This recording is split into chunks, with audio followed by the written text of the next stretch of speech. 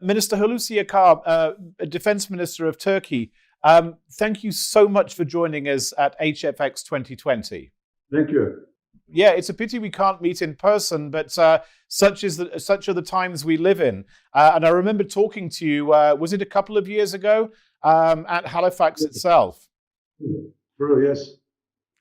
Yes. Minister, there's a lot going on in the world. There's a lot going on in the United States of America from where I'm talking to you in the heart of Washington, D.C., in fact, right next to the White House. Relations between the United States and Turkey have been tested over several issues in recent years. How do you see the evolution of relations between the United States and Turkey with the incoming United States administration of President-elect Biden? Robin, thank you. Thank you very much. And then, by the way, taking this opportunity, the distinguished participants, dear friends, ladies and gentlemen, good morning to you all, and then the greetings from Ankara Ministry of Defense. And it is once again a great privilege to address such a distinguished audience. I would like to warmly thank Peter Van Fra and the Forum for the invitation to this world-class event, where current and the future security challenges are addressed. Taking this opportunity, especially on the note, I would also like to extend my greetings to Minister Harjik, great personality over there, and to Mrs. Cindy McCain, and respectfully recall the memory of the Senator John McCain. Now answering the question, I'm trying to answer your question. Turkey and the United States have deep-rooted and long-standing strategic relations. We have been steadfast allies for almost 70 years, as you know. We have, of course, the ups and downs in these relations, as in the other countries, and the occasional sharp differences of opinion. But let's not forget that we have a long tradition of cooperation and overcoming challenges through dialogue between the two countries. In Korea, for instance, Somalia, the Balkans, Afghanistan, and in the other geographies worldwide, we have worked very closely together, shoulder to shoulder. And much of our daily successful cooperation on a wide and common agenda goes unnoticed, while differences are sometimes highlighted, unfortunately. Sometimes perceptions can overshadow reality, causing misperceptions. So we must avoid this. This is a very important issue. Our militaries, for instance, conduct exercises at air, land, and sea, in addition to the operations and the common activities in any corner of the world. As a recent example, for instance, we supported the U.S. Bomber Task Force missions over Europe and the Black Sea just a few days ago. We believe that the current challenges at the regional and the global level require that we further enhance and strengthen our bilateral relations as well as the transatlantic ties. We wish to work closely. We wish to work closely with our counterparts, of course, also in the new U.S. administration, the minister to minister, military to military, and we are for that unit cooperation coordination. It is no secret that certain issues cast a shadow on the Turkish-American alliance. For example, the procurement of the S-400 emerged as a big issue, unfortunately. In this issue, please consider that our only goal is to provide air and missile defense for 83 million Turkish citizens and our country. That's it. It's so simple. And we reached this point after a long, open, and transparent procurement process. What else could we do? Furthermore, the security of the F-35's technology is certainly just as vital for Turkey as it is for the United States.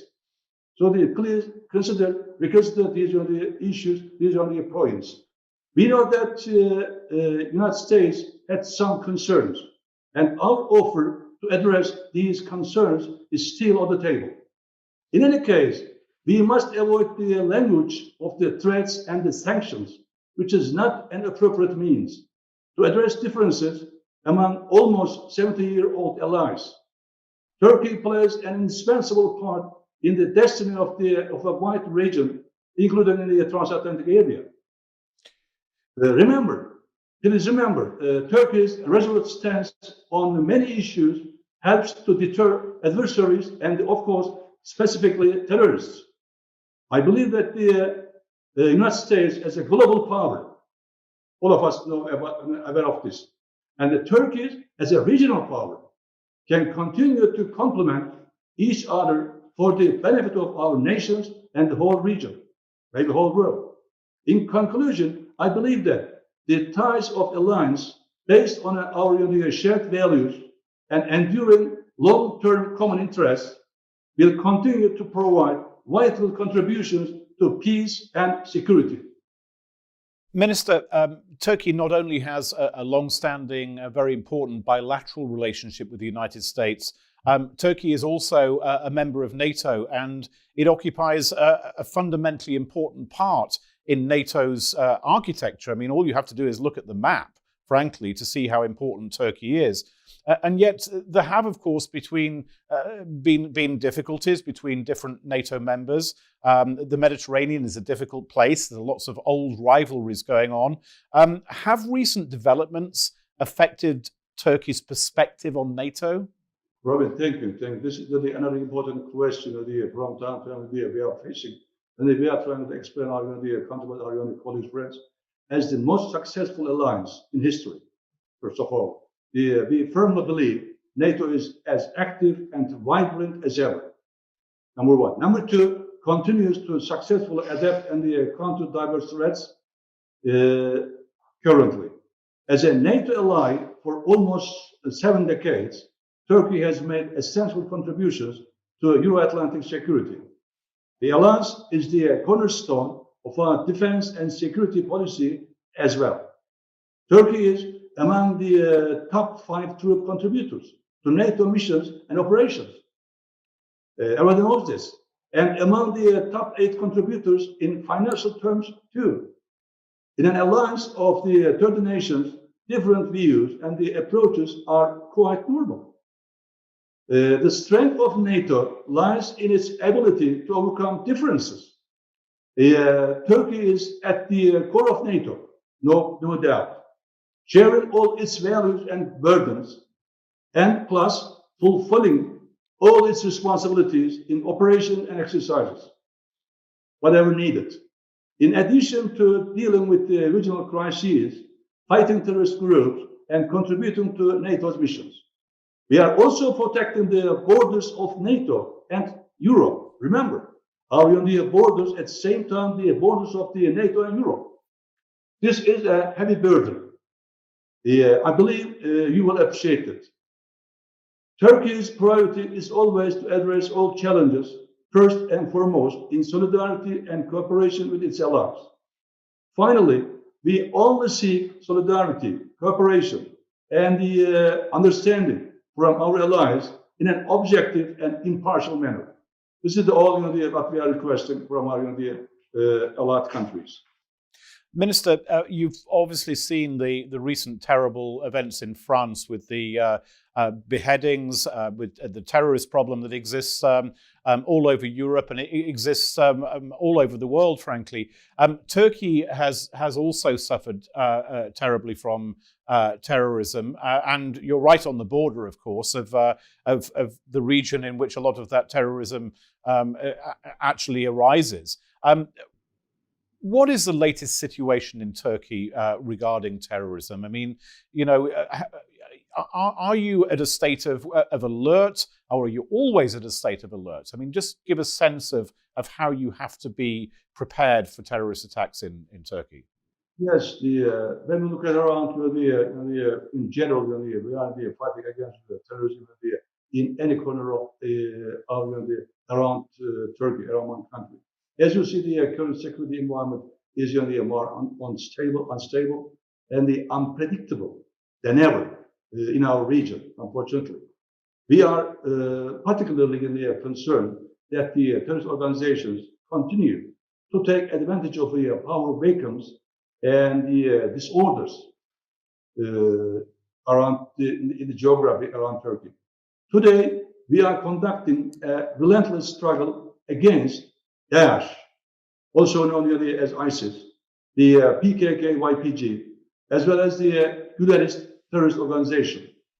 Now, it is very important from the top down. We are fighting against them in many cases. So we are very much engaged in all our armies engaged in fighting against them. The PKK, number one issue, is a separatist terrorist organization which is responsible for the deaths of the 40,000 innocent people of Turkey. So the PKK is on the list of the terrorist organizations. Please note, as I said to my colleagues on many occasions, the YPG is the Syrian branch of the PKK. This is very important. And we are experiencing a big difficulty in convincing and explaining the situation, this reality to our dear friends. This is a key issue. The YPG, PKK engaged in every type of malign and the oppressive activity. Unfortunately, some refer to this terror group as the Kurds. The Kurds. This is completely incorrect. In fact, the YPG is the biggest oppressor of Kurds. To associate it with the Kurds is the biggest insult to ordinary Kurdish people. This is not from the books, but in practice. They are not meeting with many Kurds, innocent, regular Kurdish people. This is what they are saying. Just as Daesh does not represent Muslims, the PKK, YPG does not represent the Kurds. Speaking of Daesh, let me first underline that Turkey has been at the forefront in the fight against the vicious terrorist organization.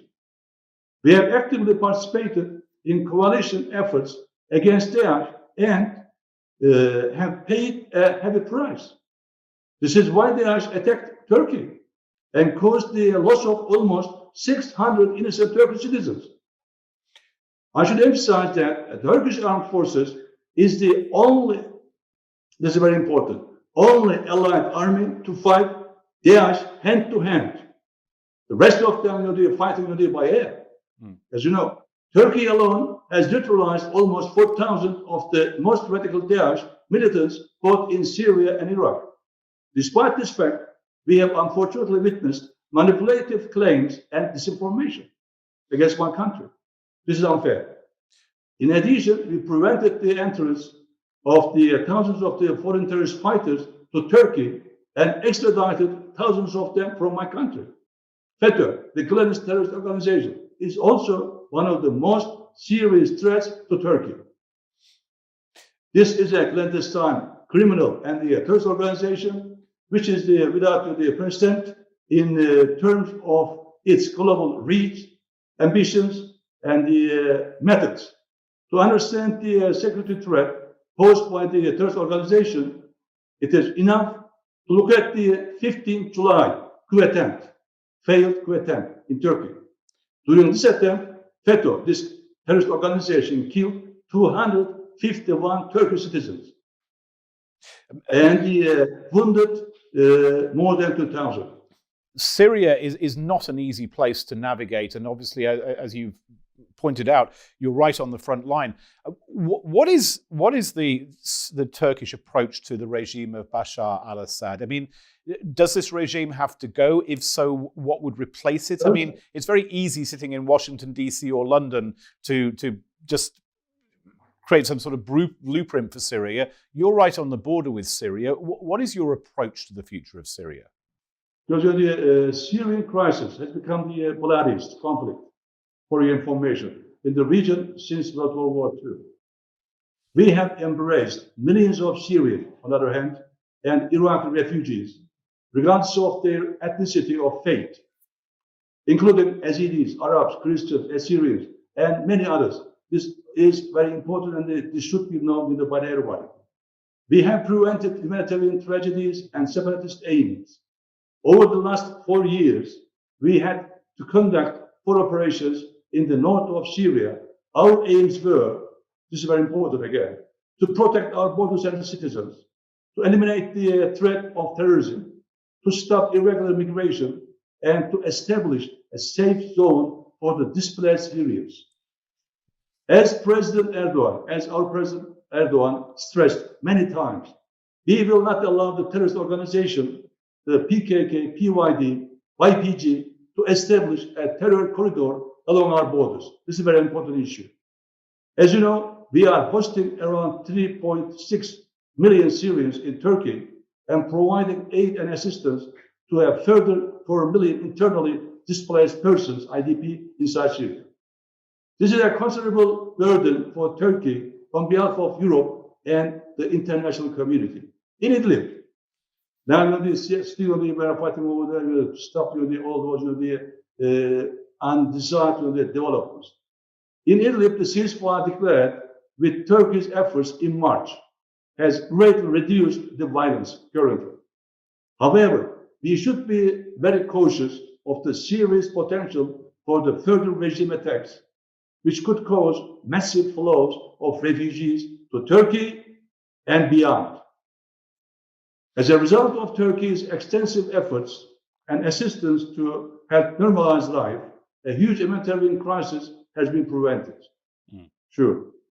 And over 1 million people have returned safely, voluntarily, and in a dignified manner, as stated in the United Nations documents, to their lands and their homes. We firmly support the UN-led political process.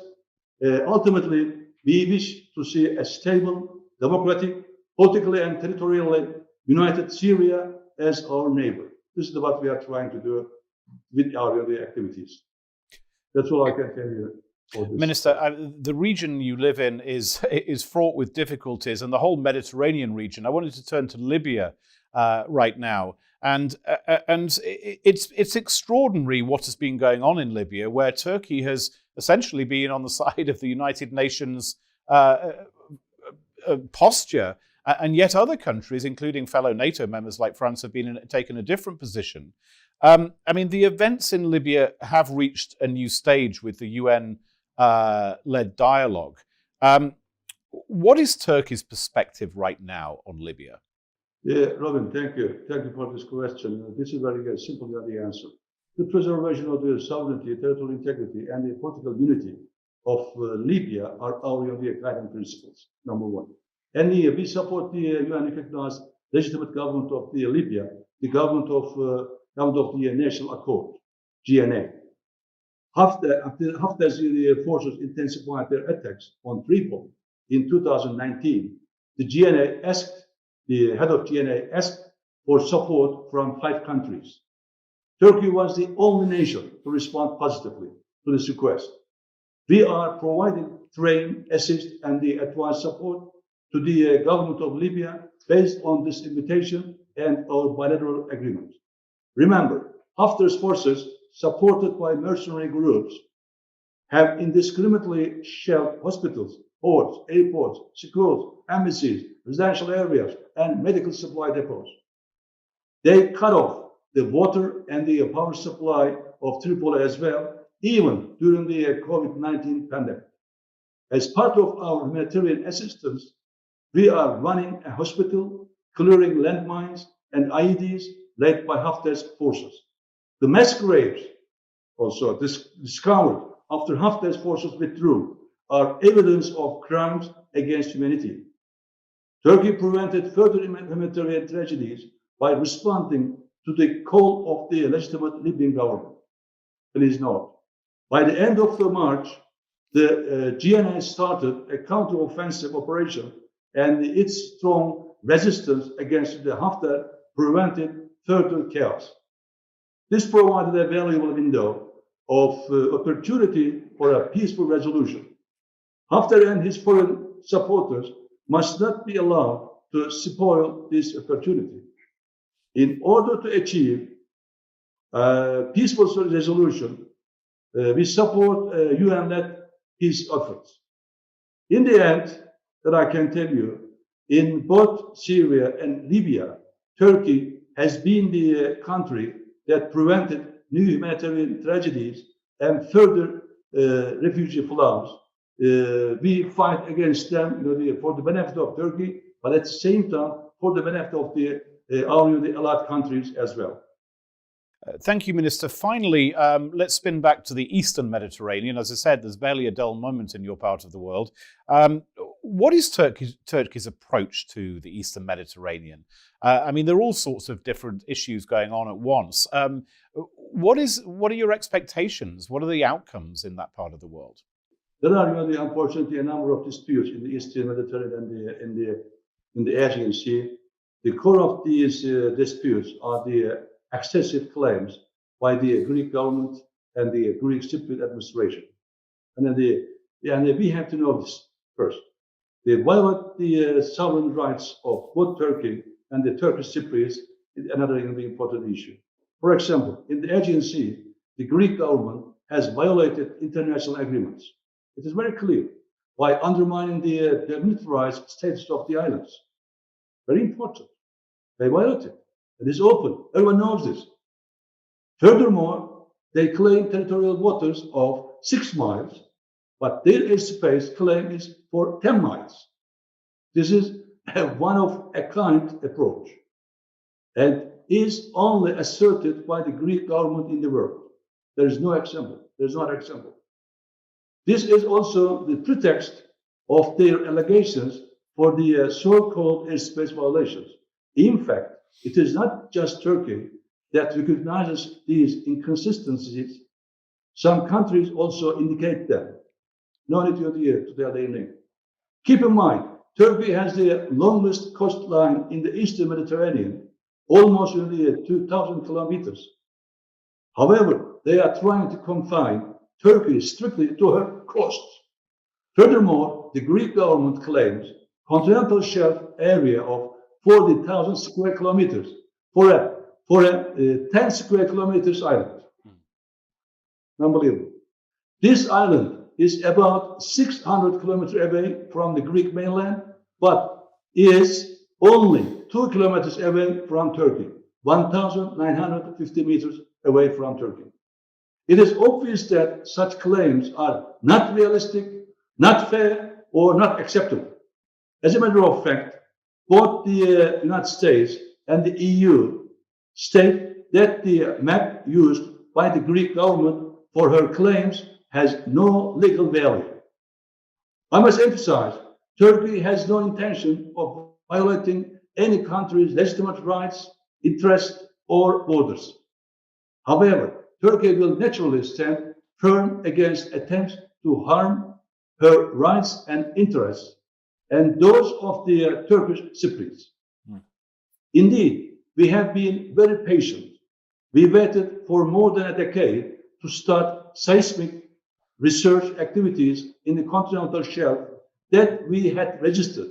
This is very important. That we had registered in 2004 with the United Nations.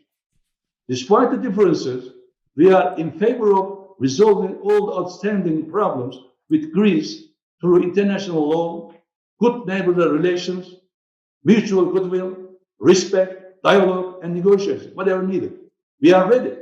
This is why we welcome NATO's deconfliction mechanism and Germany's diplomatic initiatives. We conducted 3 meetings for confidence building measures, and we have sent an invitation to our Greek colleagues to host the 4th meeting in Ankara. We are ready.